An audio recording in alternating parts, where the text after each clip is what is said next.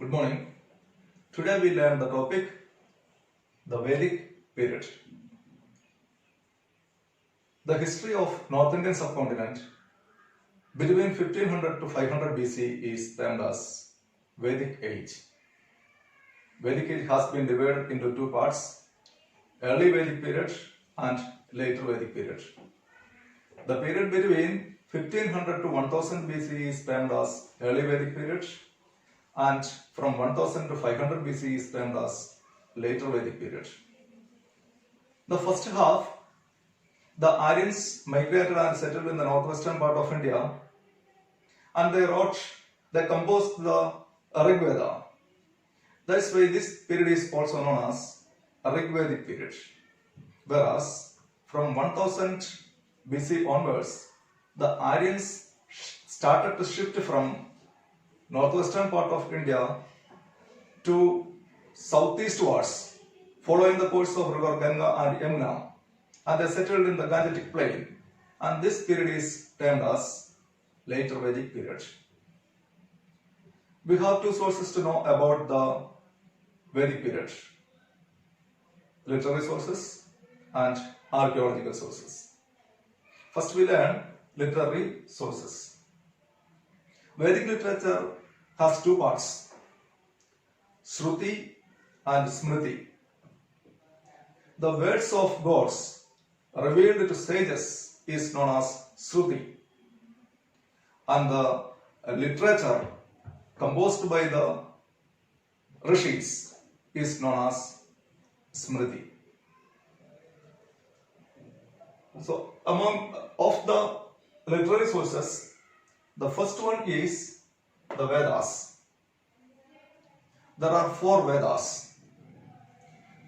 They are Rig Veda, Sam Veda, Yajur Veda, and Atharva Veda. These are the four Vedas: Rig Veda, Sam Veda, Yajur Veda, and Atharva Veda are the four Vedas. The hymns in Rig Veda is in praise of gods.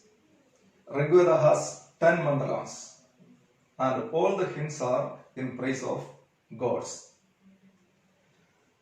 The hymns in Samveda are about sacrifices. During the time of sacrifices, the hymns in Samveda are chanted, and the hymns in Yajurveda are chanted during the time of yajnas. And Atharvaveda, that is about magic and charm. Besides magic and charm, the Atharvaveda deals about medicines, karma like principles as well. So these are about the four Vedas. The next one is Brahmanas. Brahmanas are simple commentaries of Vedas written in prose. They are about rituals, ceremonies, and sacrifices. Brahmanas are attached with the Vedas. They are simple commentaries of Vedas in prose, and these deal with rituals, ceremonies, and sacrifices. Next, Aranyakas. Aranyakas are also known as forest books. These are called forest books because these Aranyakas give guidelines to the students and the sages living in forest. That's why these Aranyakas are called forest books.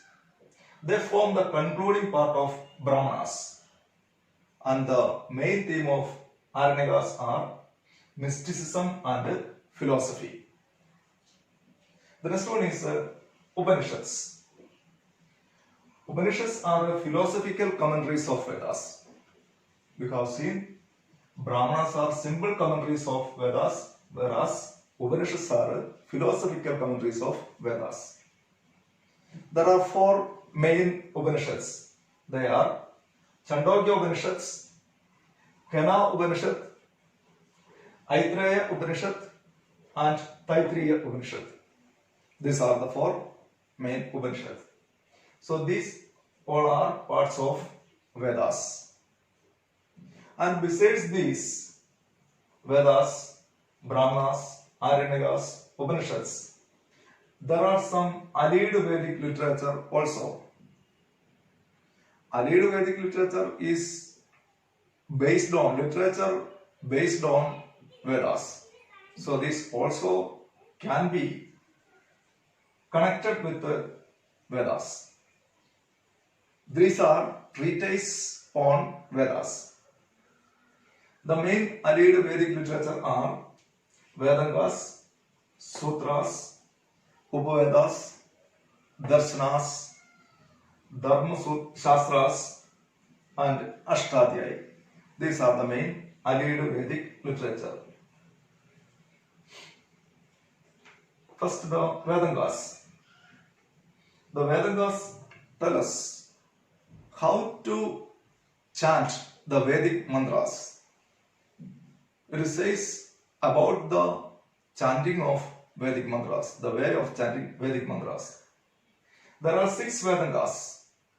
They deal with 6 various aspects like rituals, pronunciation, grammar, etymology, metrics, and astronomy.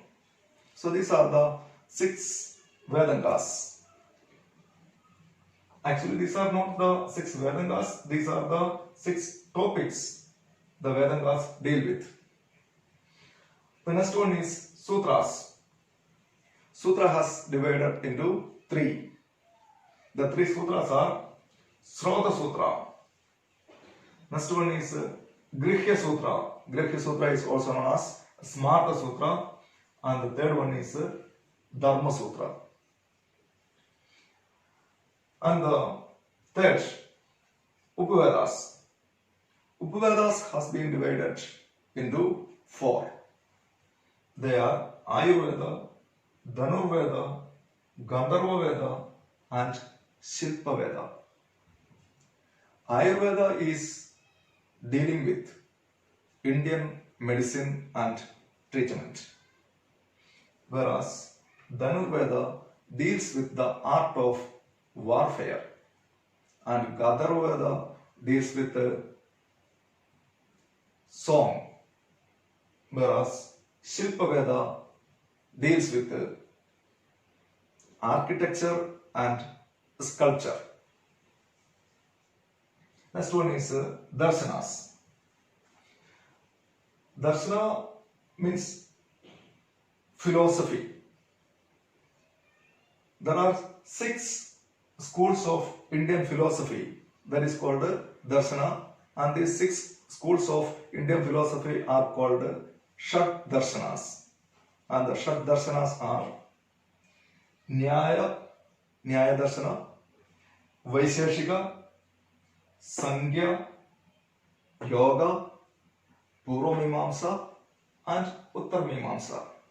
These are the 6 schools of Indian philosophy. The next one is Dharma Shastras. The law books named Dharma Sutras, together with the Smritis and its commentaries, is known as Dharma Shastras. The law books named Dharma Sutras, its Smritis, together with its commentaries, are termed as Dharma Shastras. And the last of this Ayurvedic literature is the Ashtadhyayi. Ashtadhyayi is a grammar book, a treatise on Sanskrit grammar written by Panini. This gives us about information about the Sanskrit grammar.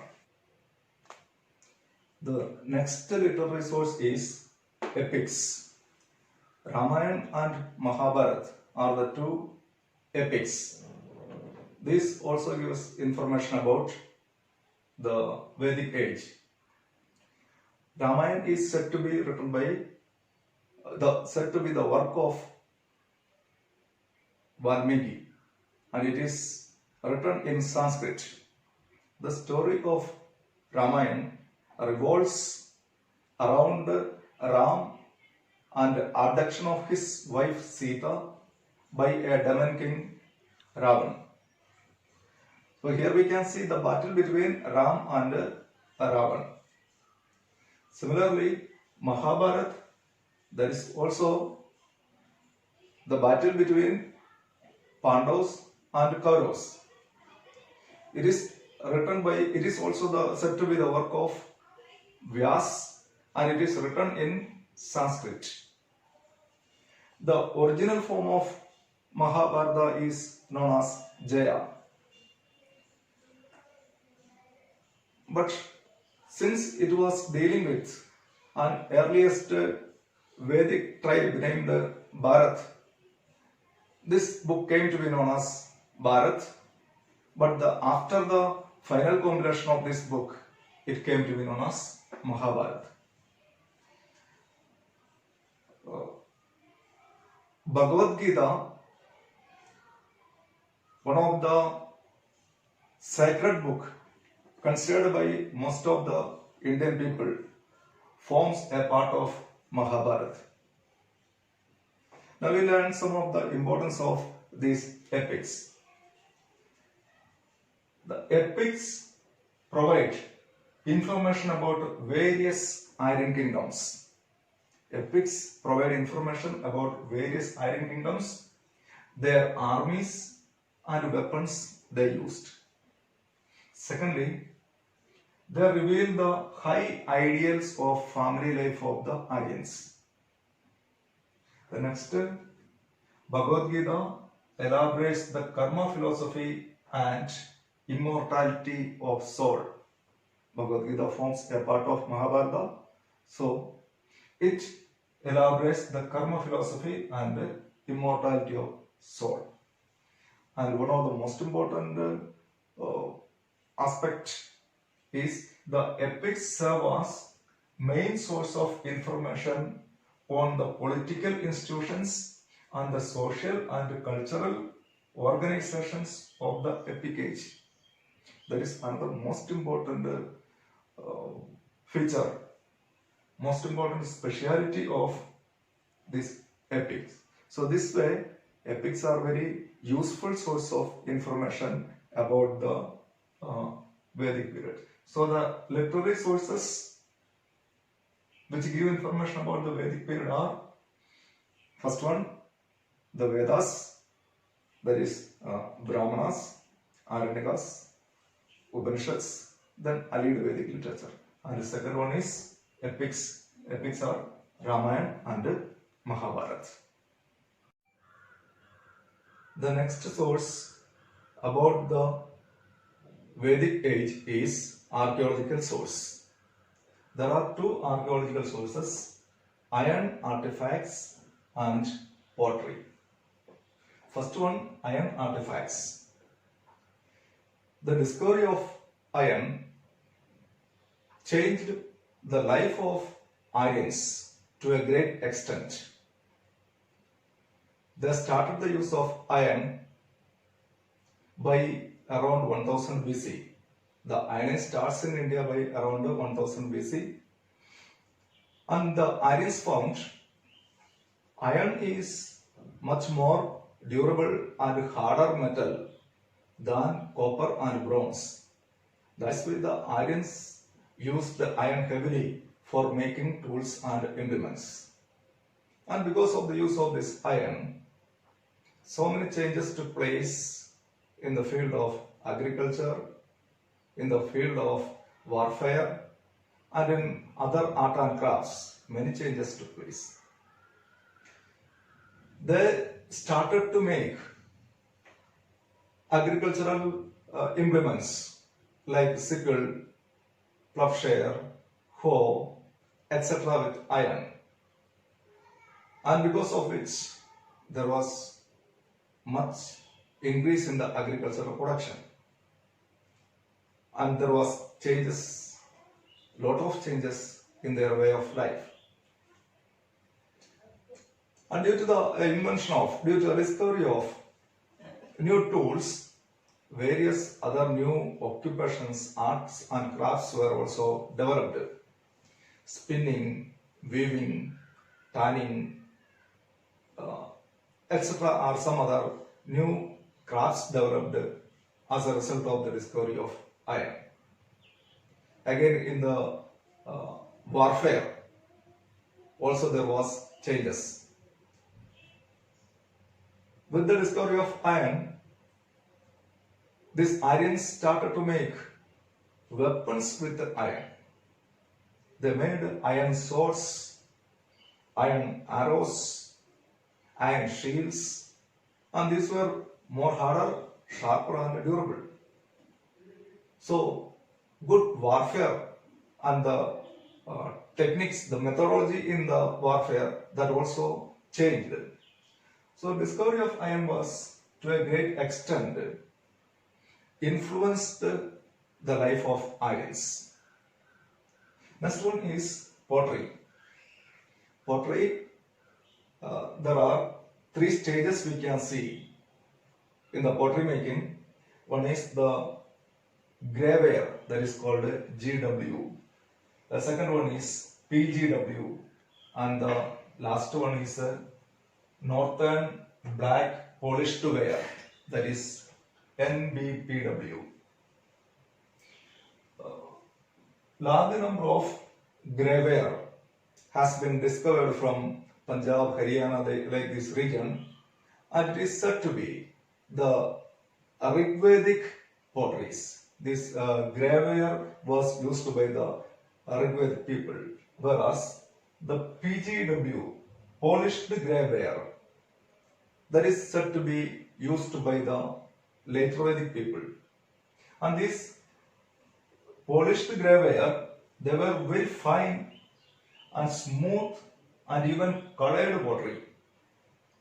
And another feature of this polished graveware was geometric patterns, floral patterns, and symbols of sun were also marked in this polished graveware. It is black colored. It is polished in black colored, and another main feature of the polished graveware was it includes open mouthed bowls and dishes. This painted graveware had open mouthed bowls and dishes. Very big open mouth means open bowls were also there, and dishes were also there made. And the PGW followed by NBPW, Northern Black Polished Ware. And it's believed that the Northern Black Polished Ware, its origin goes back to 700 BC.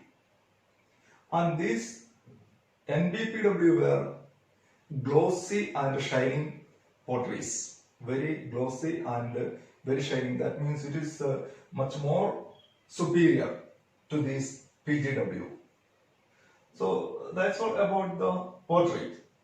So these are the main archaeological sources to know about the Vedic period, iron artifacts and pottery. And we have already seen literary sources. The Vedas are there. In Vedas we have seen 4 Vedic texts. Then besides these, Brahmanas are there, Aranyakas are there, Upanishads are there. Then the allied Vedic literature. Then again the 2 epics, Ramayana and Mahabharata. These all are the archaeological as well as the literary sources to know about the Vedic period. So sources of the Vedic age is over. You read the lesson and understand it.